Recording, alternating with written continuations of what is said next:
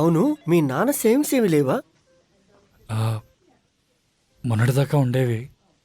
నా డెమో కోసమై నేనే ఒక 2 లక్షలు తీసుకున్నాను. బుద్ధుందేరా కొంచెమైనా నీకు? నువ్వు సంపాదించి వాళ్ళకి సేవింగ్ చేయాలి గాని వాళ్ళ సేవింగ్స్ తీసుకుంటావా? కొంచెమైనా సిగ్గుండాలిరా. ఈ డబ్బులు ఉంటే మీ నాన్న ఆపరేషన్కి ఎంత బాగా ఉపయోగపడేవి. కనీసం ఉద్యోగం చేస్తే అన్నా ఆ ఉద్యోగం ద్వారా ఇన్సూరెన్స్ కవరేజ్ ఉండేదిరా. నీలాంటి వాడు ఉండటం మీ నాన్నకి కర్మరా కర్మ. అయిందితో అయిపోయింది. నేను 1,00,000 ఇస్తాను, ఎలాగో చదువుతాను. మీరు మిగిలిన దానికి రెడీ చేయండి. ఒక్కటి మాత్రం గుర్తుపెట్టుకోరా, మీ నాన్నకేమన్నా జరిగితే మెయిన్ రీజన్ నువ్వే అవుతావు. కొడుకుటి కూడా వాడి ప్రాణానికి సుఖం లేకుండా పోయింది. బావా,